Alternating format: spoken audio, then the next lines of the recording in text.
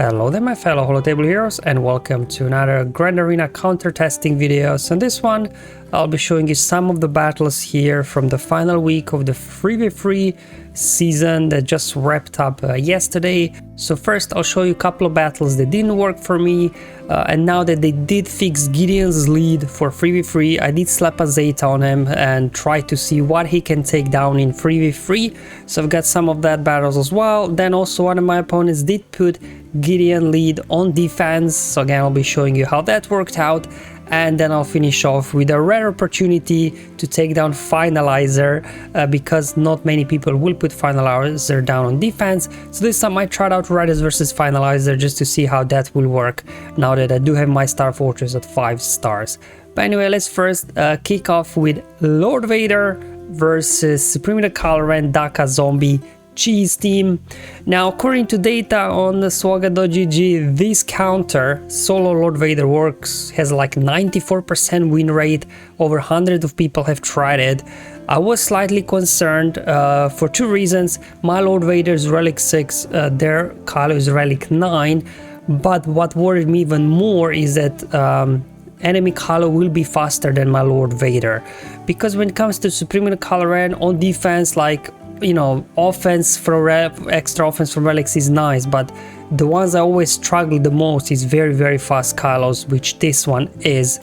And I think this in the end cost me the win here. But to be honest, not much to do here. You'll just be stuck behind zombie forever until you get to the ultimate. Obviously Kylo can't critically hit you once you fall below, is it 80% health, so it'll take Kylo a while to build up his ultimate. You obviously keep healing up, and as you can see with my relic 6 Lord Vader hanging in there, no issues. Here we go, hit my ultimate, do my AoE, and now that I do have ultimate, obviously enemies can't revive, so Daka just died off from damage over times. You know, zombie wasn't able to bring her back. I took out zombie, so this first part went really well, but here in 1v1 situation versus Kylo, I simply didn't have enough firepower to take him down before he ramped up his damage too much. And what I noticed, maybe I misplayed something, let me know guys, but to me it just seems like that extra speed that Kylo had, I just wasn't able to kind of get my things going also.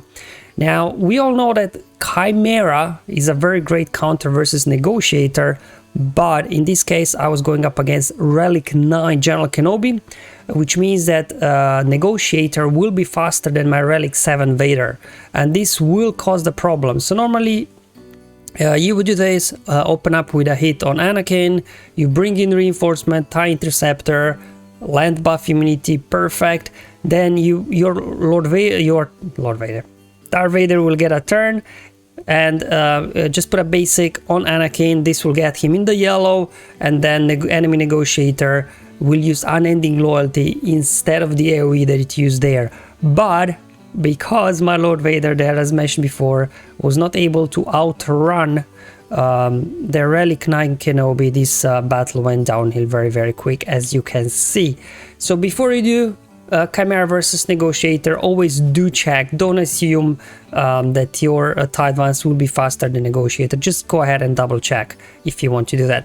Alright, now to the fun part, Gideon, Zeta Gideon testing. So this is from round 1, obviously Finn and Poe, this team could be tricky if they get to go first.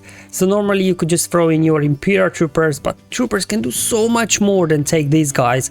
So now that they did fix Gideon's lead Zeta, you now actually get 3rd Imperial Trooper lineup. So we got Vir's lead, Iden lead, and also Gideon lead. So definitely Imperial Troopers definitely have now very good viability. So definitely recommend, if you can afford, just try to get these guys relic up as well, because they can do so much here. Just because Gideon, obviously I have him modded for like 365 speed, so he can outrun almost every team out there. So there we go. I was really a bit worried about the damage here, but luckily Death Trooper, because of Gideon in there, will be double tapping, and then he can apply Daze, and once he hits dazed enemy, he can then also stun them. Unfortunately there Poe resisted everything, Let's see if we can get him under control now. There we go, got a stun on him. And obviously we do have range trooper for the extra assist, some protection recovery. And now we can just go ahead, put death mark on OG Fiend, trying to get him out before he snipes some banners. So there you go, Gideon, just because he's such a fast character, control the situation, you can really then get things going with a mass assist in the beginning. Up next, had this Boba team. Now, I wasn't sure because obviously the speed wise, will I go first or not? I'm pretty sure I can outrun Boba, probably Zam not. But as long as we get Boba out quickly before he gets to do much, like, you know, his rocket can do some damage, but hopefully if he does that, that demoralized, you know, he'll be demoralized from Gideon. So again, we'll be nerfing his damage by 50%. So hopefully, you know, we can get around this. Now Boba is quite squishy anyway, so I'm just hoping that we'll be able to get him out quickly, get a mass assist going, and then hopefully terminate, which prevents revives from Death Trooper. We'll be able to obviously stop him from coming back. Oh, I actually do go first. I don't think it would matter if Zam would go and actually apply some thermals on you. It wouldn't even matter. All out going after Boba. Whoa, that was a big hit from their Death Trooper. Obviously, as mentioned before, terminate ability will prevent revives. And now it's just a case of getting these two guys down. But oh boy, Zam is so durable. Look at this. We are hardly doing any damage to her right now. We totally blew through Boba, but oh boy, Zam is hanging in there. Got a death mark on her. Obviously have to deal with Dengar now. Come on, get him down. He keeps recovering some protection because of his Zeta, but there we go. We were able to again walk away with full banners at 57. So, you know, pretty happy with this win also. Alright, so we got a final challenge for Gideon. So this was from the third round. Now this RJT trading team can be annoying just because of all the foresight, and then R2 keeps, you know, moving smoke screen around. They get a turn meter train rolling, you get healing immunity, you get daze, you get ability block, but again, checking speeds, making sure that your Gideon goes before Rey. Like if BB-8 wiggles or something, that's fine, but as long as you outrun R2 and Rey, I think this has quite good chance of winning.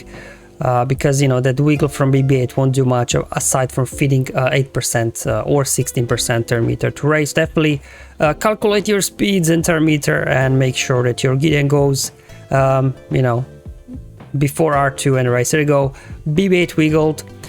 Decided to go after R2 first, so I don't have to deal with his smoke screen. Let's see if we can get him out. Basics, double tap from Death Trooper there, finished off R2. Now we have to deal with these two.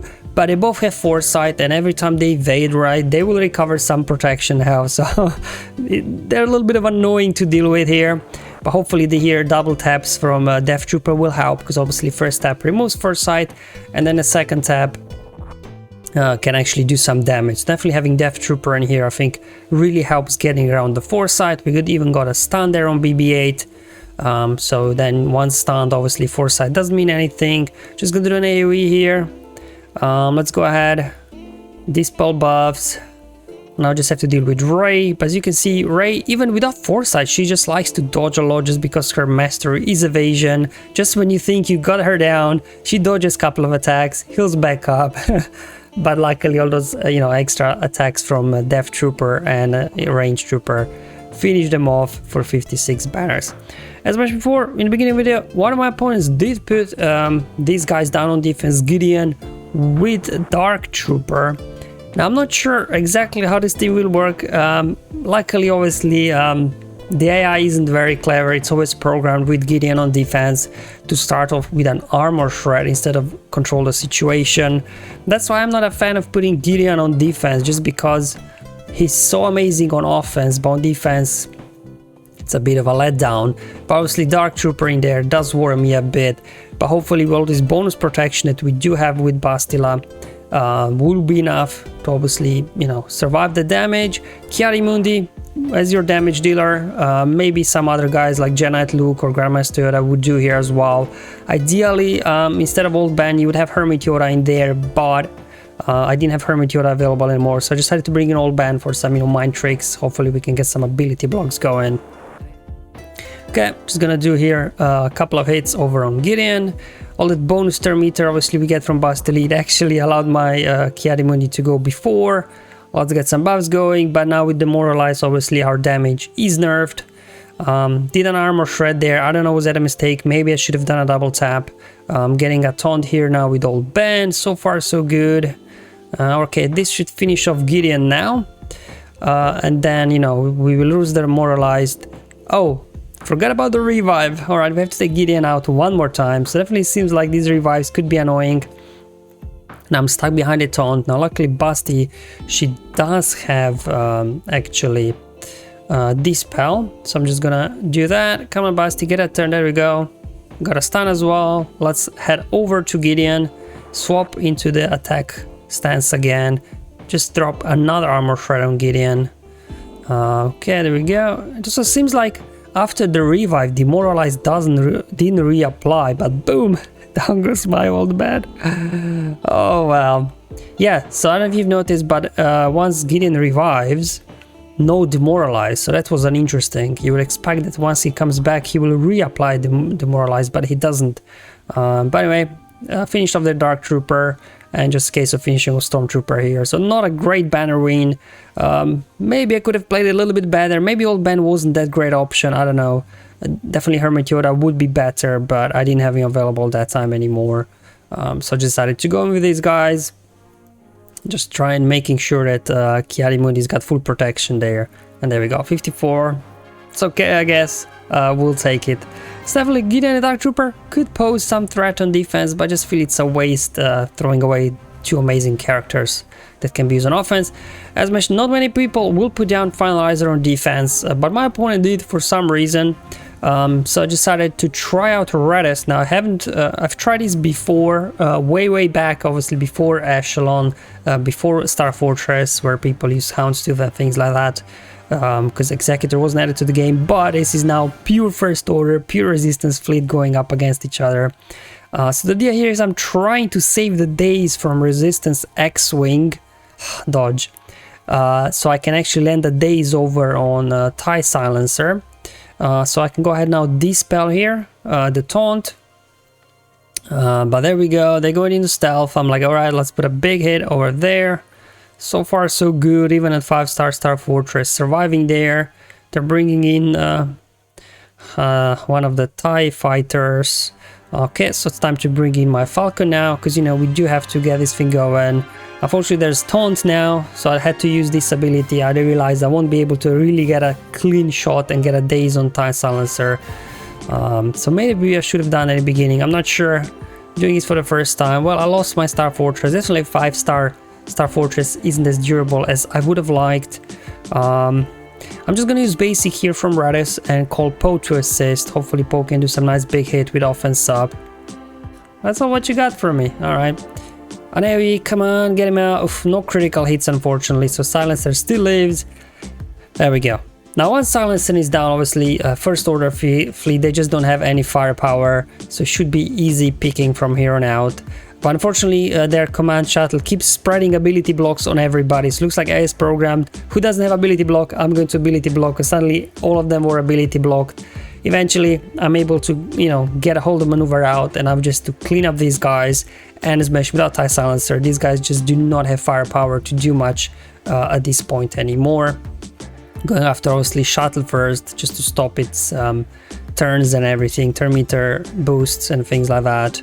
There we go. Dodge, come on, get him out. There we go, just down to First Order Special Forces TIE Fighter. One big hit from Poe, and down they go for 66 banners.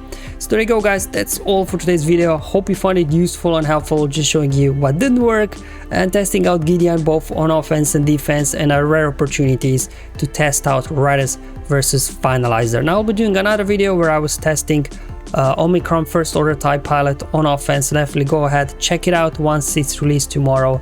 But until then, have fun, enjoy your life, and may the RNG be with you, my friends.